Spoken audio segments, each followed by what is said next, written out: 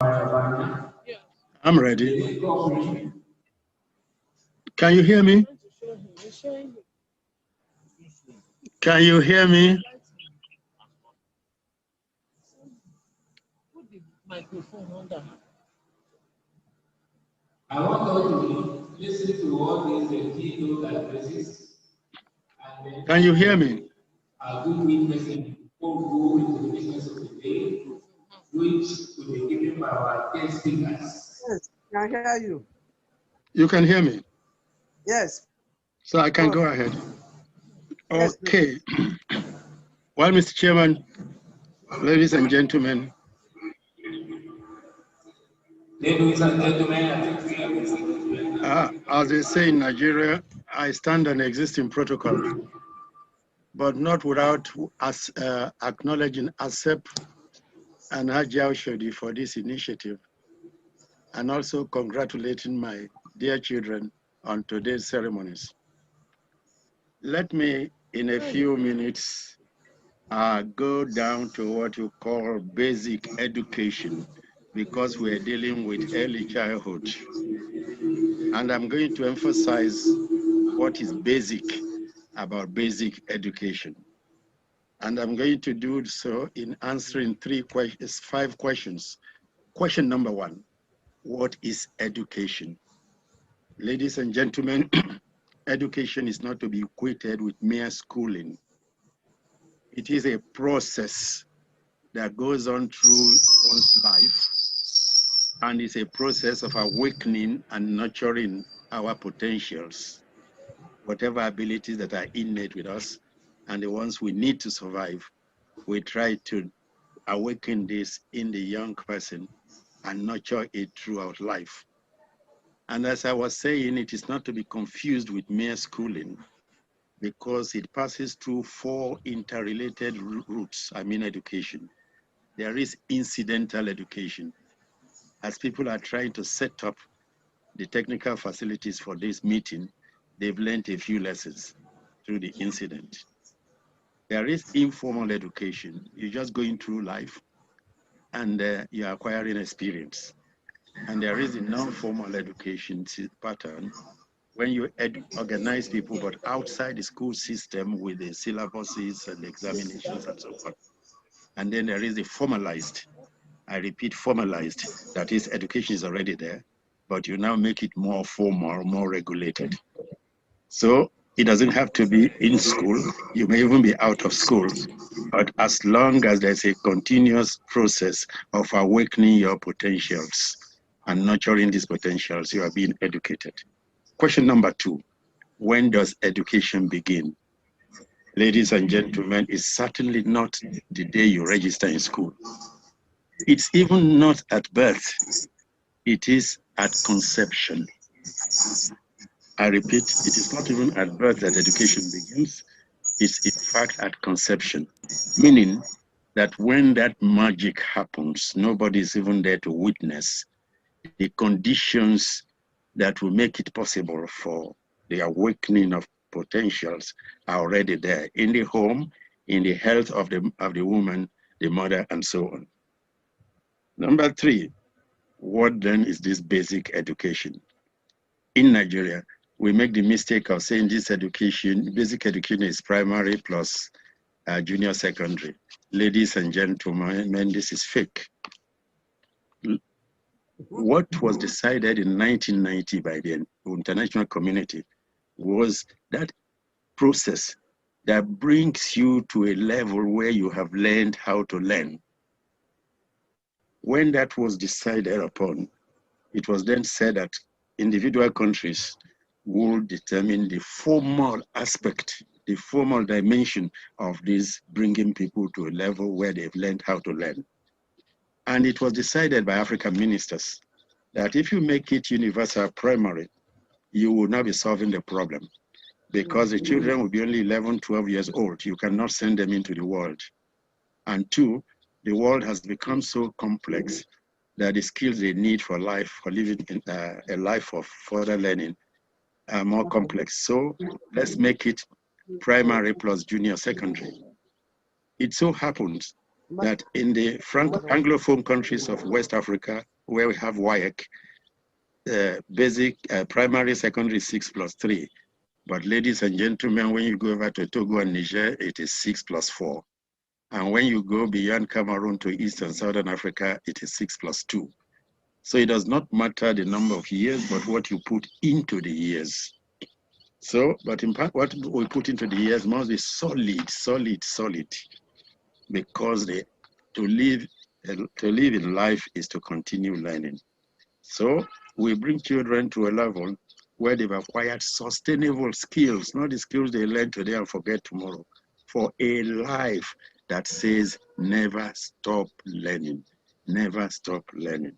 And question 4, what are the basics of this basic education? Ladies and gentlemen, they are not the 15 subjects on the curriculum by NLDC. There are, according to world standard, limited to 4 basic areas. Area number 1 is literacy. I will not define too much, but your ability to pursue a life in which you can read and understand what you're reading, and which you can communicate your thoughts through writing. It doesn't matter the language, it means the language of your immediate environment.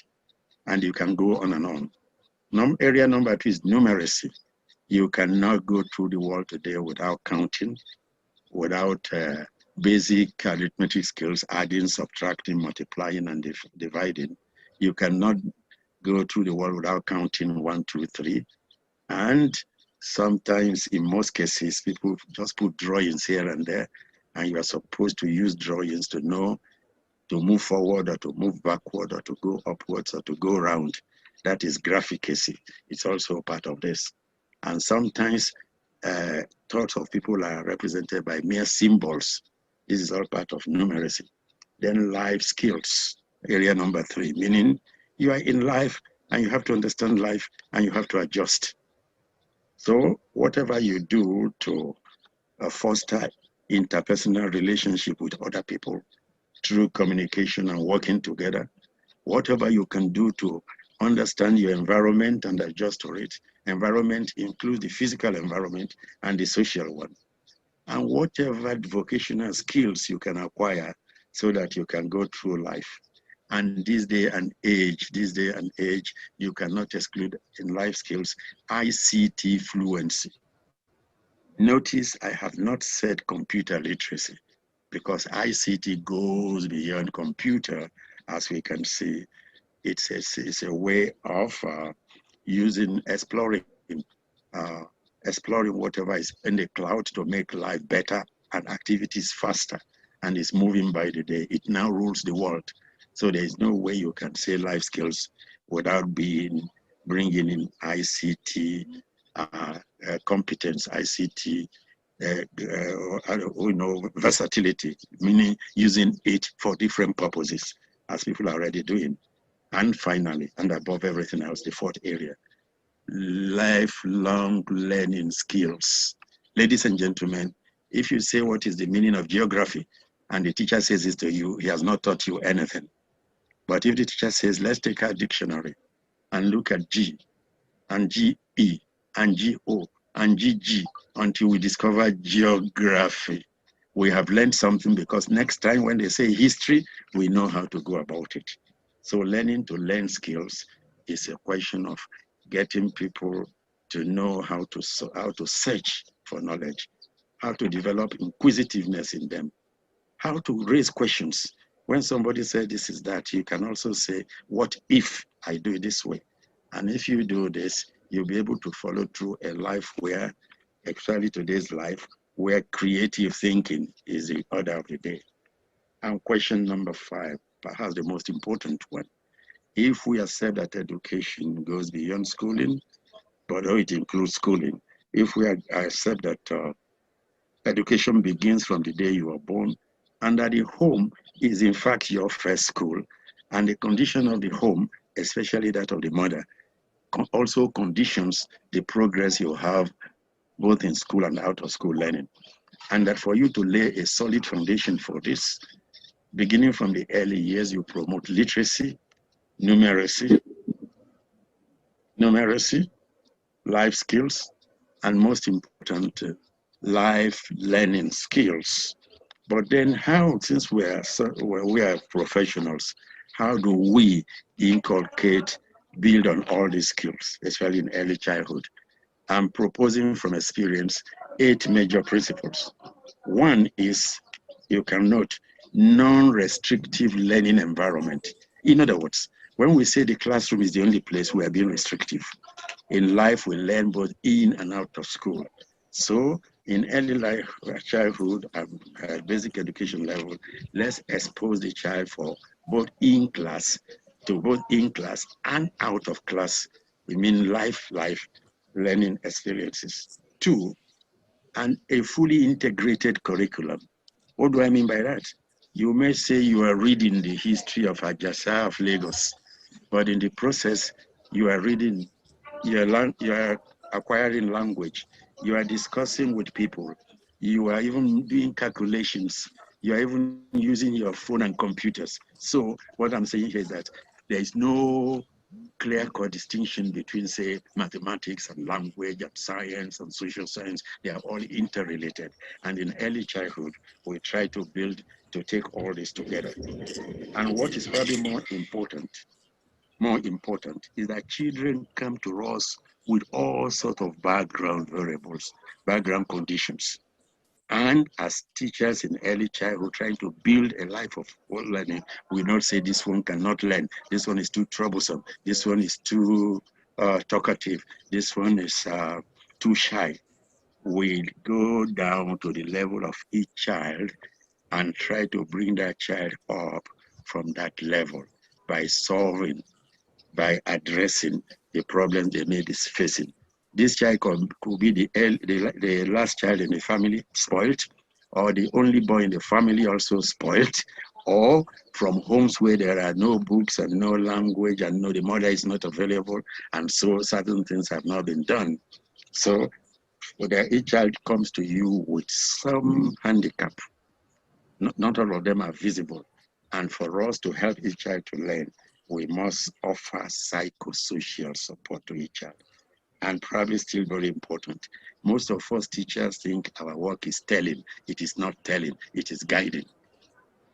You stand there, Lagos is the commercial capital of Nigeria, you are telling. But if you were to lead your children to compare Lagos with some other far off places, and they discover the differences before you talk commercial, you'll be guiding them. And what this means is that you minimize frontal teaching. Frontal teaching is when you sit by the high table and deliver a lecture through the microphone. But if you want to lay a solid foundation, remember when you are talking from the high table, many are sleeping, many are doing other things. But teaching as guiding, meaning work is going on and you're working with the children, and this work will be both mental and physical. And when you do this, you are helping children grow. And because you're not doing frontal teaching, you minimize teacher talk and you maximize student participation. And their participation could be all sorts of interaction, and not just one way between teacher and people, but among people, between people and people, between teacher and people, and so on, multi-directional. And it will be interactive, meaning no one is wrong if each person learns from the other. But what we should emphasize is number 7, and that is examinations should die. And for examinations to die, we must have assessment. Examination says he has failed, he has passed. And when you fail, you are forgotten. So we are not guiding you any further. But assessment means this is the performance, but the performance is determined by conditions A, B, C. And for us to erase that performance, let's take care of those prevailing conditions. That is assessment, meaning that a fault for non-performance may not come from the child. It may come from the home, it may come from the teacher, it may come from the environment, it may come from what you're trying to learn. And above all, whatever we're doing, let's not forget that the home is the first school, and education in school, early childhood should also collaborate with the home as much as possible. In more developed societies, you develop the home so that you can develop the children. And I think Nigeria should pay attention to that. And my question number 6, I'm rounding up. If we follow up this way, what do we stand to gain? What we first to gain first is that for you, the teacher, the task becomes joyful, because when you see results, you are happy. Every teacher who believes in examinations gets discouraged, because you mean in spite of everything I've been saying to these people, see what they are writing. But where teaching is not telling, not mere telling, but systematic guiding, you find that in the end you rejoice. So these children have improved. Because of that also, you are not holding a cane. You are not standing up there and dictating notes. Learning itself becomes delightful. And because it is joy and it's delightful, no child is pushed aside, meaning you go and sit there, you don't know anything. And no child is left behind, meaning you are, the colleagues are in that level, he's in that level. And remember, the world standard today, the world dictum is no child is left behind, but I've added no child is also pushed aside, because sometimes leaving behind begins with pushing aside. I will conclude by saying that we learn to live and we live to learn.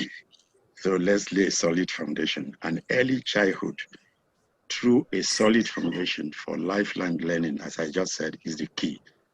And this is what I've been saying, laying this solid foundation in early childhood, going the way I have suggested, is in fact the surest way of investing in the future, in our future, by genuinely investing in our children. Thank you very much.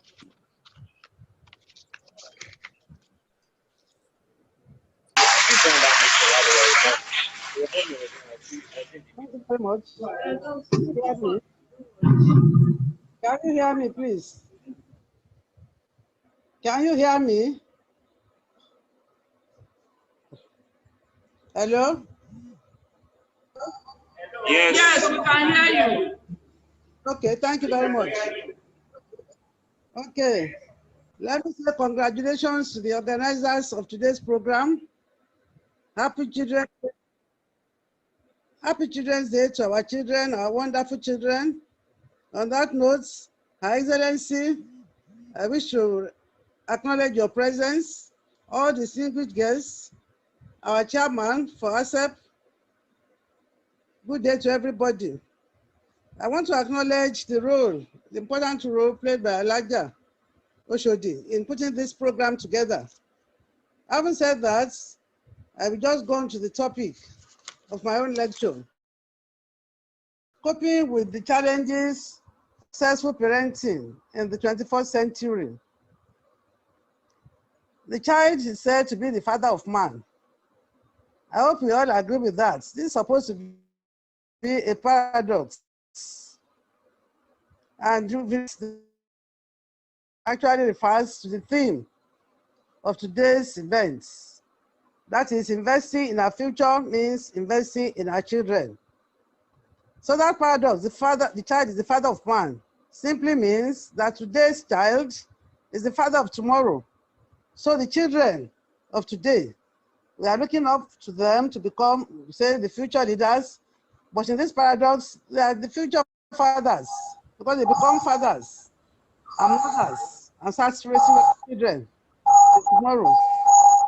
So the successful parents be emphasized, as life is said to be from cradle to. And this is also a point out the challenges expected along the journey through life. When we say that life is a struggle from cradle to grave, so the children we are studying, they have started with life. They have been assisted, or they are supposed to be assisted. First and foremost in the homes by the parents. They are supposed to be the first environment of the child. Then the second agent of socialization, that is the school. So we said that in the study of psychology, life begins from conception. And so when we look at the study of psychology, which means the scientific study of human behavior, we look at the child in the society, right from conception. So that's when life begins. If I may give you a joke, at one time, even with my students in the university, then I ask, okay, when is the start of life? Some will tell you when the child is born. It's when they see the child. But that's not the beginning of life. As soon as conception takes place, life begins. And so, educational psychology talks about the child growing from one stage to the other, even in the womb, from conception. And when the child is born, then we begin to look at development of the child. So we look at every factor that affects the child's growth and development, right from conception. We talk about the heredity of the child. And heredity refers to the transference of genetic traits, hereditary traits, from parents to the offspring. Again, this happens at conception. So the parents have no say about this, nor the child.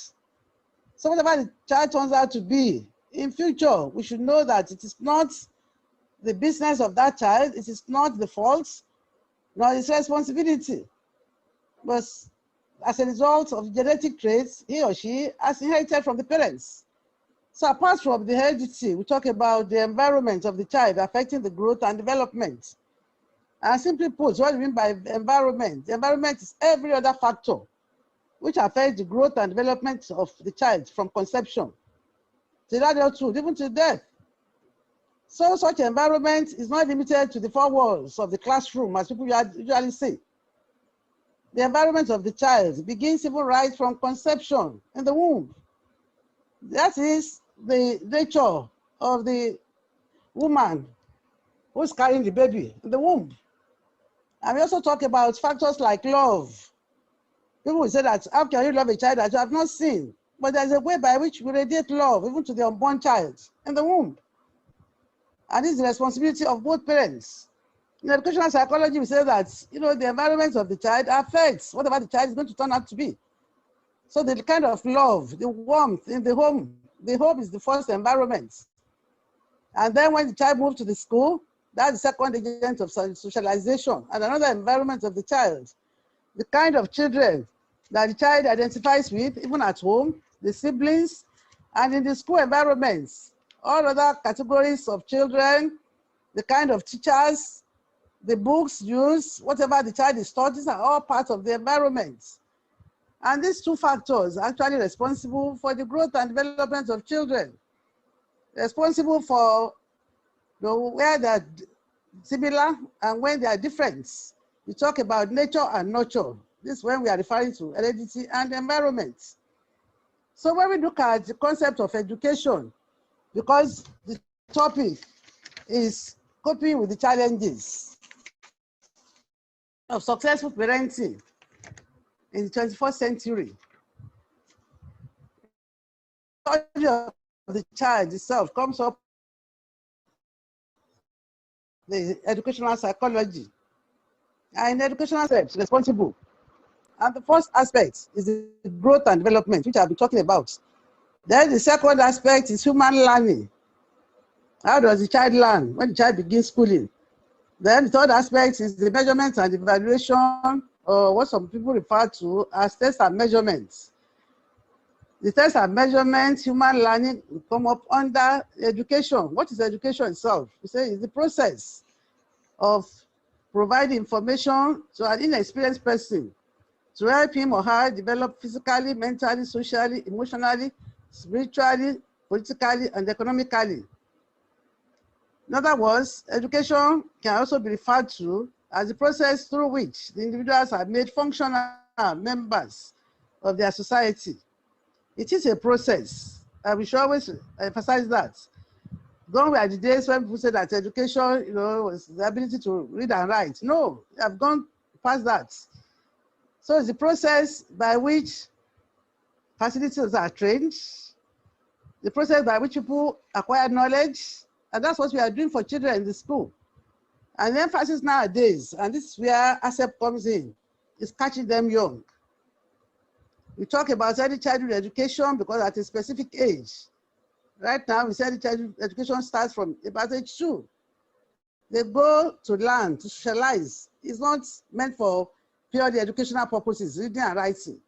For children at that early age, these are part of the challenges that some parents are having. Some will send their children to school for early childhood education, and they'll be saying that the school is not doing enough because their children cannot count 1 to 200, cannot write letters, or they compare one school to the other. But that's not the job. It's the responsibility of teachers at that level. The children are meant to go to school. Even we say that so play way method, that's what we use to teach them at that stage. They go out to socialize, and through socializing, they are learning. In childhood education, play way method, they go there, they sing, they dance, they do some counting through songs. That's the element of learning at that stage. And so we say to educate means to train the mind, the character, and the abilities of individuals.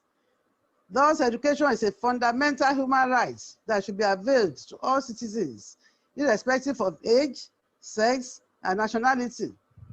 The greatest favor that one can do to himself or to herself is to get education, and to others is to give them education. That's where investing in our future comes in.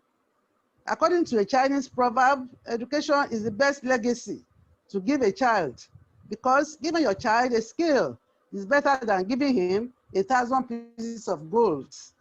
I love that quotation, from the Chinese proverb, because in Nigeria, some people need more emphasis on acquiring wealth, and that's why they are not available for these children. You see some parents waking up and leaving children at home by 4 o'clock, 5 a.m. They have gone to their place of work, leaving these children under the care of house helps who are not even trained themselves, who do not have the education required. And so we emphasize that it is important, just as that Chinese proverb says, give your child a skill. It's better than giving him 1,000 pieces of gold.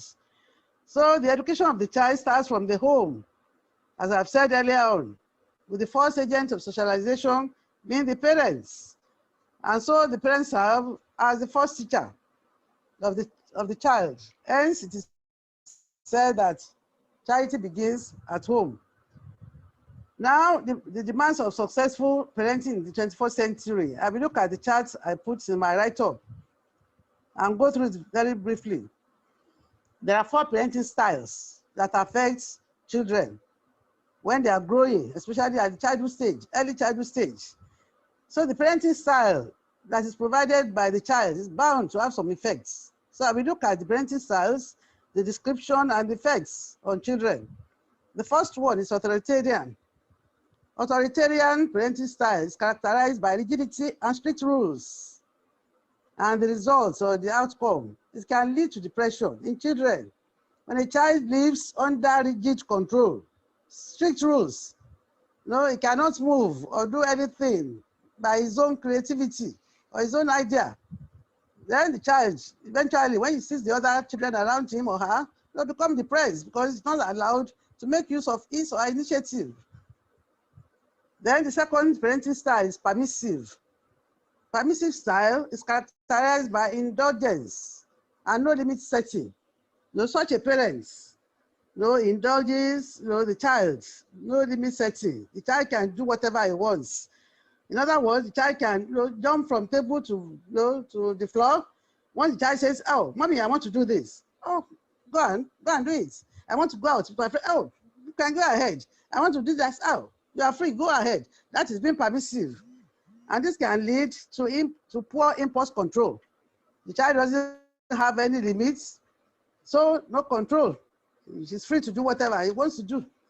And the third parenting style is indifference. This is characterized by neglect and lack of involvement. There's a slight difference between permissiveness and indifference. When a parent is being indifferent, he doesn't really mind whether the child goes out or he stays home, whether the child is learning, is not learning, whether the child is playing with the toys or he's not even concerned about anything.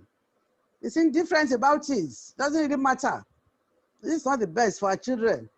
And so if we want to cope with the challenges of the 21st century, parents have to be alive to their responsibilities. We should be involved in the care of these children. Whatever they do, we should have to be involved. We have to be involved. Get yourself involved. And parents have to be informed about this. They did the enlightenment so that they will know their responsibility and be up and doing to make sure that the children under their care, given them by God, they are not shortchanged. I used to tell parents that you are the caregiver because you have asked for these children.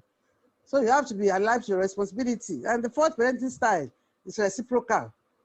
Reciprocal parenting style refers to or is characterized by shared decision making.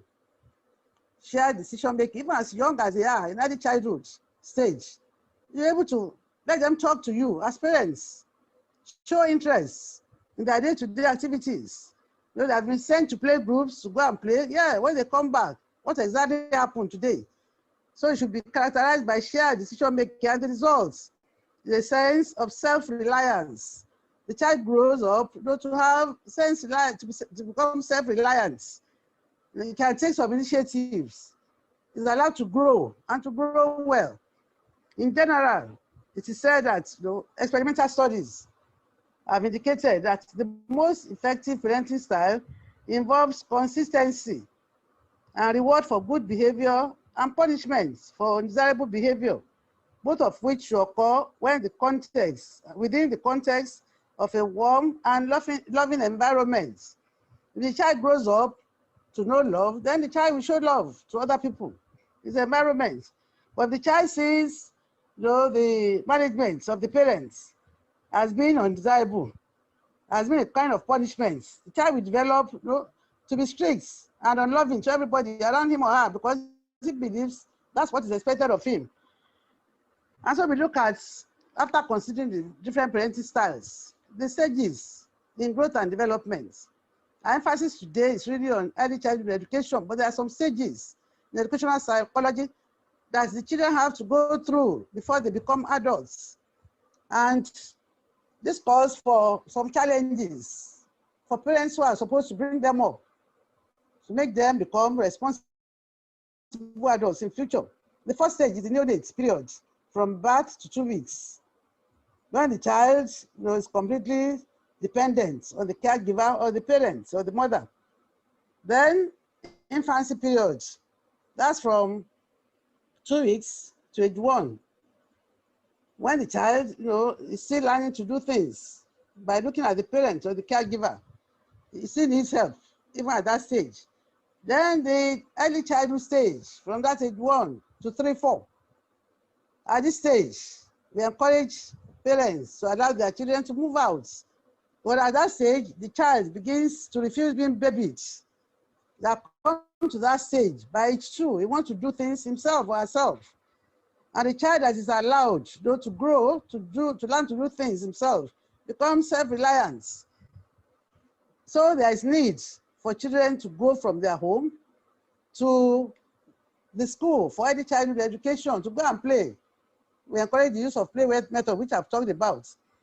After the early childhood stage is the later childhood, which is the primary school education. And after that, the child grows into adolescence, which is a problematic area. That's why I mentioned that. I highlighted this in my paper. Because we said that when the foundation is badly laid, it's poor, what can the righteous do? In early childhood education, that's where we provide the foundation for the future development of the child. And so the parents have a lot of work to do. Now, I cannot really go into details. After adolescence, the next stage is the adulthood. But adolescent stage gives rise to a lot of problems. Parents will start wondering why the child is going haywire at that stage. It's what has happened, what we have planted into the child in the early childhood stage. And that's why we are advocating that, okay, to cope with the challenges of parenting, successful parenting in the 21st century, parents should learn to do it right with their children. And the problem areas I've highlighted that we need to cope with. Number 1 is the education of the child. The education should start, we have said, it's not just reading and writing. It's imparting knowledge, skills, and acquisition, making use of their initiative. From that age, we can encourage children to maximize their potentials. By the time the child grows into adolescence, that is getting to late upper primary school, the child has a lot of things to cope with. And the child that has been well brought up in the primary school, in the early childhood training, develops the ability to cope successfully by the time you get to adolescent stage. And that, the challenges of the 21st century, I will just rush through that. The education for all is being advocated. And it comes up under the 8 Millennium Development Goals. But then if you look at Nigeria, as well as some nations still developing, many cannot provide free education for their children. Especially in the early childhood education program, you see many parents complaining about the money to be paid. But what I tell people is that, well, if you say education is expensive, people say try ignorance. What your child is bound to gain, if well developed, if you make the investments in our child and the future generation. So we are investing in our future.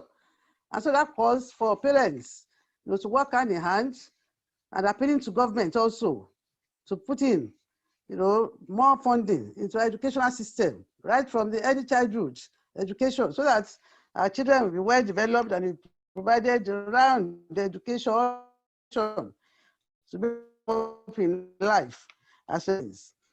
Then another challenge is social life. You can see the problem now in our society. In fact, the whole world, you say it's a global village. Social networking, internet usage.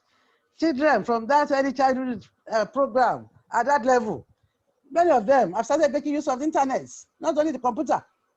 A child with some months, 6 months, 1 year now, be struggling to get the telephone, mobile phone from their parents, and they start to puncture, to press the button. So that has started at that level, but then parents should monitor the activities of the children, even right from that stage, from age 2 to age 3. The friends they are moving with when they go to school, they have started going to play. And I'm going to round up on that notes. I said parents should be very close to them and monitor their movements. Talking about the social life and our society more corrupt nowadays. Do you know that children have been abused even when they're not in school? I've handled so many cases where children have been abused. And when they get home trying to tell parents, the parents say, keep quiet, shut up. What do you know about that? And that's the story I will tell you before I round up. I was invited to a school, to handle their problems, social problems, nursery school. By the time I finished talking to the parents, I don't have time to go into detail. Some mothers started crying. And I tried to find out what's the cause of their being upset. And the woman said, she never knew that she should listen to her daughter at age 3 in the nursery school. The girl came home one day and was saying, Mommy, look at my catering. And she was pointing to her private parts, private organ, vagina. And the mother said, shut up. What do you know about that? What are you saying? Will you keep quiet? He said, so the girl knows the clitoris. Mommy, she was looking at me and said, are you sure my daughter? I said, of course, somebody must have been, fiddly with her kids. That's her private parts. And they start from that age, even from the primary school, abusing the girls. So parents, please be alive to your responsibility. You develop some social skills in your children, be close to them, listen to them that they give to us. Parents, listen to your children, give them sound education. So you should be the first parents, the first teacher of your children, and their friends, not only teacher, be friends to your children. Get to know them and find out who they relate with and what they do in the school every day. God will bless all our children, God will bless our parents, and make us responsible parents, even as we nurture these children. Thank you very much for listening. Happy celebration. Thank you.